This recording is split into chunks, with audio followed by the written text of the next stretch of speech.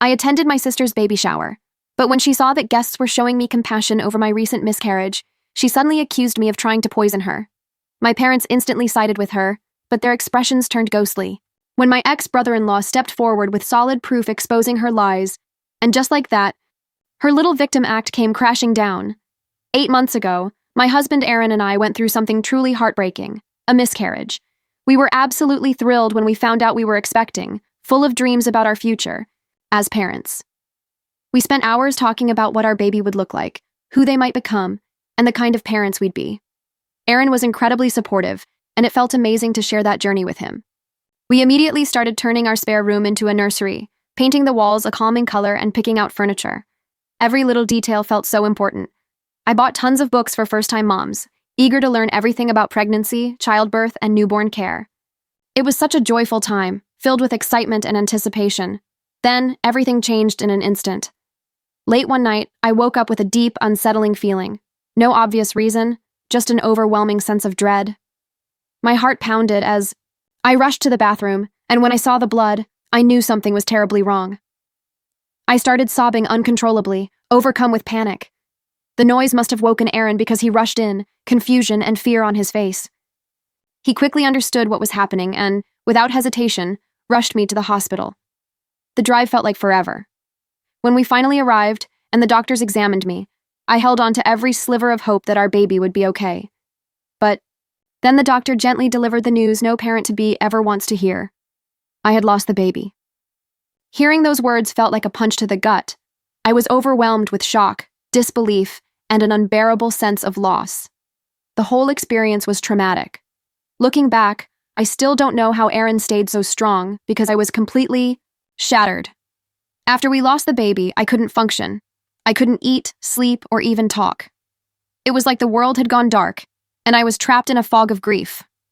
I took 2 weeks off work, giving myself permission to break down. Those 2 weeks were nothing but tears and overwhelming sadness. I barely left my bed. Waking up each morning felt like a cruel reminder. For a brief second, I'd forget. Then, reality would crash down, and I'd remember. It was unbearable. All I wanted was to sleep because, in sleep, I didn't have to feel the pain. During this time, my family truly rallied around me, and I'll always be grateful. My parents and sister checked on me constantly. Someone would call, text, or stop by daily, even though I wasn't up for much conversation. My cousins and relatives visited, bringing food and fruit, trying to nourish me. But no matter how many people came or how much they cared, I was emotionally numb. Despite their best efforts, nothing anyone said could make the sadness go away. Through it all, my husband was my anchor. Aaron took care of me when I couldn't take care of myself. He didn't push me to talk or force me to act normal. Instead, he was patient, quietly supporting me in every way he could. He brought me meals, even when I could barely touch them.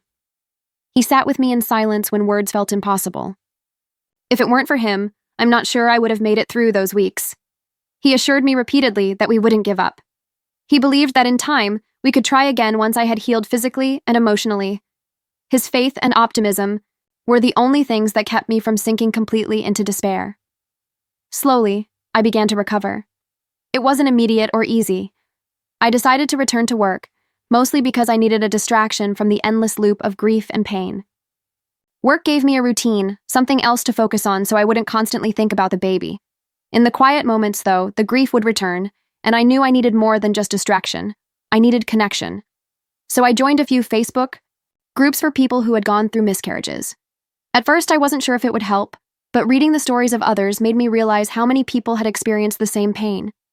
It was comforting to know I wasn't alone, that my feelings were normal, and that others had survived this unbearable loss.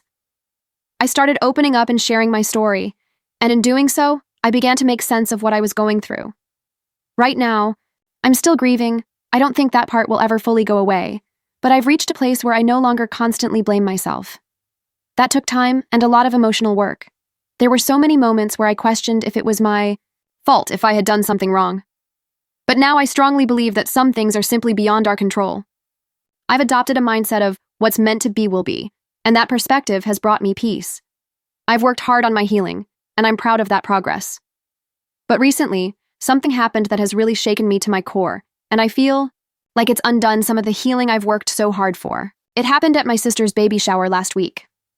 For context, my sister, Maggie, found out she was pregnant about 2 months ago. She announced her exciting news to her entire family almost immediately, but for some reason, I wasn't personally told by her. I had to find out through one of our cousins, which caught me completely off guard. Not because I wasn't happy for her, but because Maggie and I have always had a good relationship. She had been there for me, especially during my miscarriage, offering comfort and support when I needed it most. So, naturally, I was surprised and honestly a little hurt that she hadn't called me herself to share her happy news. When I talked to her later, I tried not to let my emotions get the better of me. I didn't want to make her feel bad, but I also needed to understand why she hadn't felt comfortable coming to me directly. She explained that she hadn't told me because she didn't want to spoil my mood by announcing her pregnancy, knowing I was still grieving the loss of my own baby. I could tell she wasn't trying to hurt me. She didn't want to add to my pain, and in her mind, keeping the news from me was her way of protecting my feelings. But I reassured her that no matter what I was going through, I would always be happy for her. I made it clear that she should never feel like she couldn't share her joy with me just because I was still dealing with my own grief. I explained that despite the sadness I carried, I would still love her baby just as much as I would have before. I was still going to be her baby's aunt, and I wanted to be a part of this new chapter in her life. It was important to me that she knew my love for her and her baby wasn't diminished by my loss. She seemed relieved after our conversation and was happy that I was so understanding. She promised that she would keep me updated from then on, which felt like a positive step forward. Over the past few weeks, I've made an effort to support Maggie as much as I can, especially since she's going through this pregnancy largely on her own. You see, Maggie is currently going through a divorce from her husband, Tyler. The news of their divorce has been a shock to everyone in our family, including me. I always thought Tyler was a decent, stand-up guy, and we had even become good friends over the course of their marriage. He had seemed so devoted to Maggie, always treating her with love and respect. I remember thinking how lucky she was to have someone like him by her side, and they always appeared happy together. That's why it came as such a surprise when Maggie told us they were splitting up out of nowhere. The reason she gave us was very vague. She said they were divorcing due to irreconcilable differences, but she didn't elaborate much beyond that. Whenever anyone pressed for more details, she simply said that Tyler couldn't handle their marriage anymore and left it at that. I did feel like there was something we weren't being told, some missing piece of the puzzle. But Maggie didn't seem eager to discuss it, and I didn't want to push her for answers she wasn't ready to give. All I knew was that Maggie needed support, and I wanted to be there for her in whatever way I could. I've even gone with her to some of her ultrasound appointments and gynecologist visits. Even though Maggie and Tyler are in the midst of a divorce, they have managed to maintain a cordial relationship. That's probably why my sister decided to hold her baby shower at Tyler's new place. He had recently moved into a house with a nice backyard, and Maggie thought it would be the perfect spot for all of us to gather, relax, and celebrate her pregnancy. Before the baby shower, Maggie invited me, our mother, and some of our cousins out for lunch to help her plan everything. We were excited to be part of the process, as it's customary for us to plan family events together, and this baby shower felt especially important. As we sat down for lunch, my cousins gave me a warm hug and comforted me about my miscarriage. Even though several months had passed, they knew that grief isn't something you just move on from quickly, especially when it comes to something as personal and painful as losing a baby. As women, I think they understood what I was still going through on a deeper level. They even mentioned how brave and selfless it was of me to be there for Maggie despite my own grief. However, as we were talking, I noticed Maggie's demeanor shift. She rolled her eyes and in a firm tone, told everyone to stop bringing up such heavy topics during lunch. She said we all needed to move on from my incident. Her words stung a bit. I didn't like talking about it either, but she was reacting a bit too cold. I figured she was just stressed about her baby shower and maybe didn't want the conversation to shift away from the happy event we were supposed to be planning. Later that day, when I was dropping her off at her house, Maggie joked that I was always stealing the spotlight from her after my miscarriage, and then she asked, half seriously, if I planned on doing the same thing at her baby shower. I was completely caught off guard. I asked her to clarify what she meant by stealing her spotlight. Maggie explained that people seemed more concerned about me rather than her, and as a result, she felt brushed aside. She said she didn't want to feel this way during her baby shower. I immediately felt bad and apologized to her. I assured her that no one intended to make her feel less important, and that I would do my best to make sure my incident wouldn't come up during her baby shower. I didn't want to take away from her special day or make her feel neglected in any way. Maggie didn't say much after that, She just shook her head in disdain, and our conversation ended awkwardly. I did understand that Maggie wanted to feel fully supported and loved during her pregnancy, especially with everything she was going through with her divorce. But I didn't realize that my loss had made her feel sidelined. The baby shower was 3 days ago, and I did everything I could to make sure the focus stayed on Maggie and her baby. I didn't want any attention on me. This day was about Maggie, and I wanted her to feel the support and love she deserved. But despite my efforts, several people still came up to me throughout the event, giving me warm hugs or gentle pats on the back. I know they meant well. However, with each hug or gesture of sympathy, I could sense Maggie's eyes on me. She didn't say anything directly, but I could feel her discomfort and irritation growing. I didn't want to make the day about me, and I certainly didn't want to cause any drama. I just wanted to enjoy the event, to celebrate my sister and the baby she was bringing into the world. But I was hyper aware of how Maggie might be perceiving the situation. During the event, I also met Tyler after what felt like ages. I gave him a hug, and he seemed genuinely happy to see me despite everything that had happened between him and Maggie. It felt like we were still on good terms. He even apologized for not being there for me after everything I had been through over the past few months, referring to the miscarriage. I brushed it off, as I understood that he and Maggie were also going through their own thing. Tyler had lost some weight, and there was a noticeable change in his demeanor. He didn't have that same vibrant energy he used to. Instead, there was a hint of sadness in his eyes. It made me wonder how he was truly coping with the divorce and the changes in his life. Even though Maggie hadn't gone into detail about their split, it was clear that Tyler was struggling in his own way. My husband, Aaron, had also come to the baby shower, so he, Tyler, and the other men stayed busy in the background, barbecuing and chatting amongst themselves. At the baby shower, everyone had brought thoughtful gifts for Maggie and her soon-to-arrive baby. It was a joyful atmosphere as each person presented their token of love and excitement for the little one. One of my cousins had crocheted a beautiful baby blanket. My father gifted Maggie a baby rocker, and my mother splurged on a brand new stroller, which Maggie was thrilled about. For my gift, I decided to give her a couple of parenting books that had helped me during my pregnancy, along with a baby shawl that held deep personal significance for me. This shawl was the first thing I had ever purchased when I found out I was pregnant. I remember being on a trip to Istanbul when I saw it, a delicate, beautifully woven shawl that I immediately fell in love with.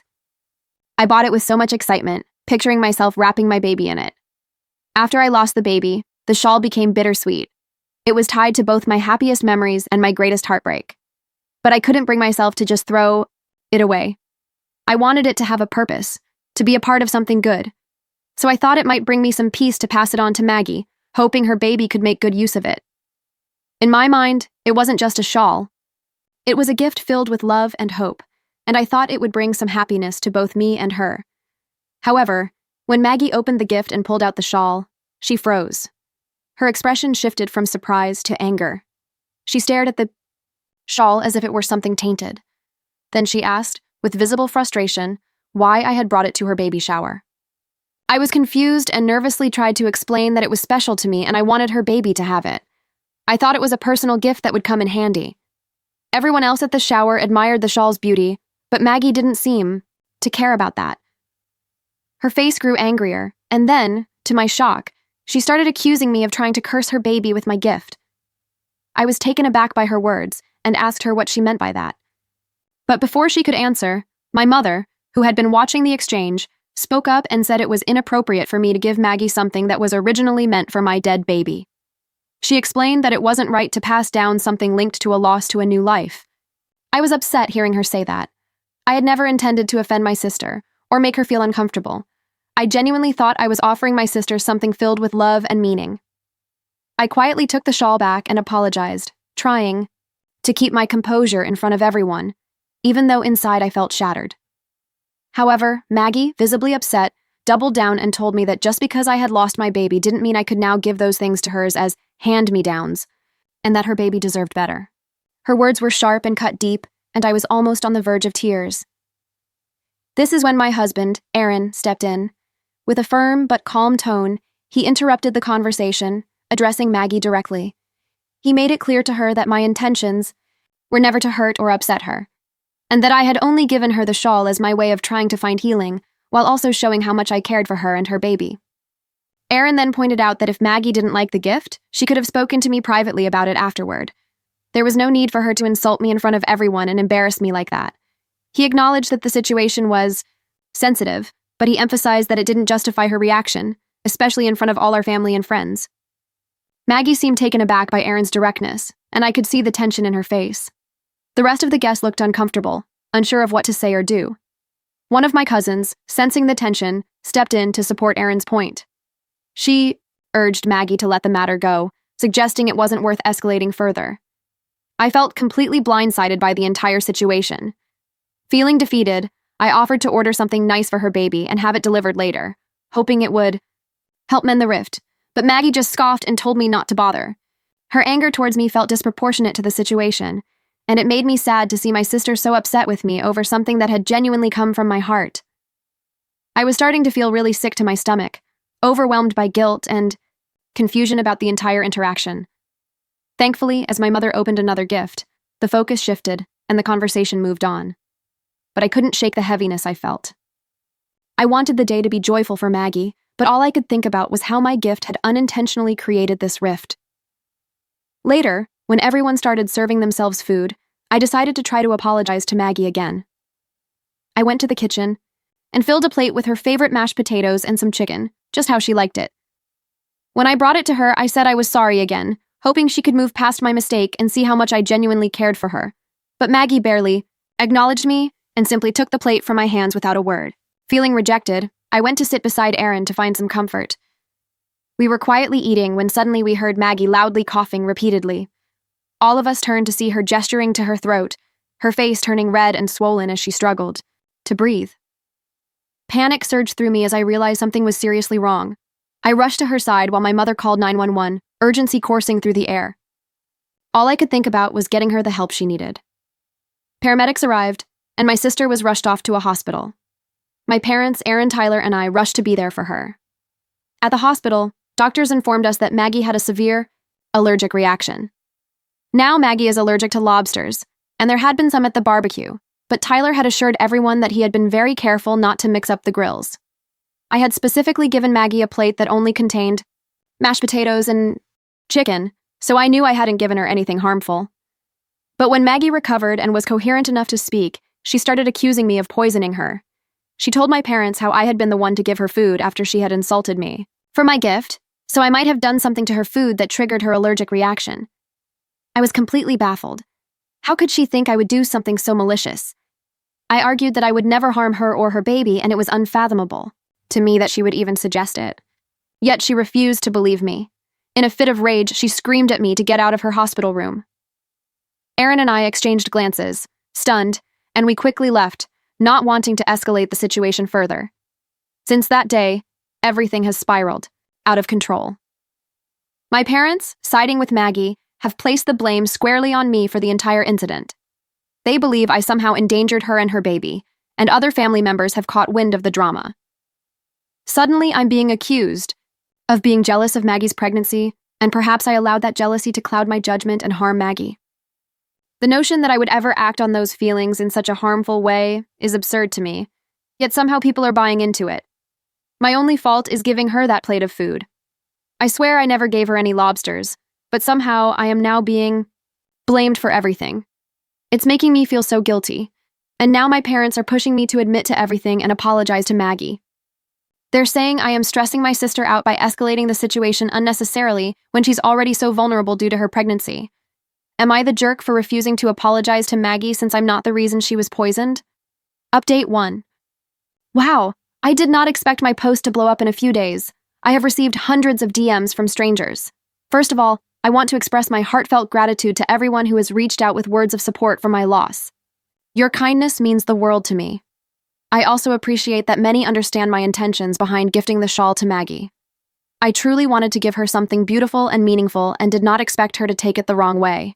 She is clearly resentful of me because of the attention I've been receiving due to my miscarriage. I wish she could have talked to me about it and resolved her feelings rather than let it fester.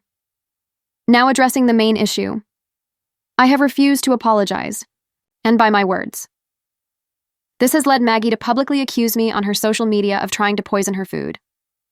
She claims she's always been there for me, yet I'm constantly trying to overshadow her, suggesting my jealousy of her pregnancy prompted me to act this way at her baby shower. Reading her post has left me mortified. To resolve this once and for all, Tyler has invited everyone to his place, insisting we need to address the situation face to face before the baby arrives, and this issue becomes even more complicated. My parents have reached out and are encouraging me to go, but Aaron and I are not really certain. Update 2. How the tables have turned. Aaron and I begrudgingly decided to join Tyler and Maggie for a sit-down as a last resort, desperate attempt to resolve things. My parents were also there hoping to help. Maggie started by demanding that I apologize and publicly admit that I had, in fact, poisoned her. I scoffed at her accusation and was about to deny it once again when Tyler suddenly stood up, saying he had something to show all of us. Well, guess what? It turned out that Tyler had cameras installed all around his house, capturing everything that had happened during the baby shower. He decided to share the footage with us to clear things up once and for all. When we watched the recording, it showed me giving food to Maggie just as I had described. There were no lobsters anywhere in sight. The footage showed Maggie eating and chatting with others. However, in the middle of her meal, she started looking around and repeatedly asking for sauce. One of my cousins had some sauce on her plate and offered Maggie a chance to dip her chicken in it. Since that cousin was eating lobster, it was definitely a bad idea for Maggie to use the sauce from her plate. Foolishly, my sister dipped her chicken into that sauce. Moments later, Maggie began to cough. Her allergic reaction had clearly been triggered by that sauce.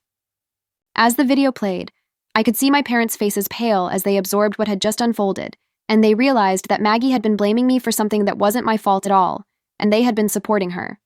Maggie started to argue, fumbling to justify her claims. She said there's no guarantee that her reaction was caused by eating from my cousin's plate, and insisted that I might have mixed something into her food earlier. However, thanks to Tyler, my parents no longer believed her. I yelled at Maggie for publicly defaming me on social media. My husband then threatened her that we would use this footage and sue her for false accusations if she didn't take down her post from social media immediately. My parents' expressions were filled with regret as they turned to me, their eyes filled with sympathy. They apologized for unjustly accusing me. However, I pointed out to my parents that they were very quick to support my sister, and had there been no evidence, they would have probably continued to support her. I turned to my mother and asked her if she would now go around and clarify the situation with other family members, since she had been one of the loudest voices in blaming me. I believed it was important for everyone to know the truth, especially given how much damage had been done. However, my mother tried to brush it off. She said that nobody really cared about who was right or wrong in this situation. What mattered was that I was no longer implicated in what happened to Maggie. I felt that was deeply unfair, and I told her that if she didn't take the initiative to set the record straight and acknowledge Maggie's own responsibility for her allergic reaction, then I couldn't have a real relationship with them anymore. My parents kept trying to de-escalate the situation without really acknowledging their own accountability. Eventually, Aaron and I left the place after taking a copy of the footage from Tyler and thanking him for revealing the truth. Since then, my sister has taken down her post from her social media, but my mother still hasn't clarified to anyone about what really happened, so I am really pissed with her for being okay with me being painted as the villain in this situation. Update 3. Thanks everyone for your suggestions. In response to everything, I decided to give Maggie a taste of her own medicine. I posted the video Tyler had shown and shared how both my sister and parents had unfairly accused me of her allergic reaction. I highlighted how Maggie was careless enough to eat from someone else's plate and essentially poisoned herself. As expected, the video caused a stir. Many family members who had initially sided with Maggie and blamed me have since called back to apologize. Some are even mocking her now, furious that she endangered herself and put the blame on me without any proof. I plan to take the video down soon now that the damage is done. My parents have called me repeatedly, but I've been ignoring their calls. Aaron and I have decided to go low contact with the family until my parents recognize their mistakes.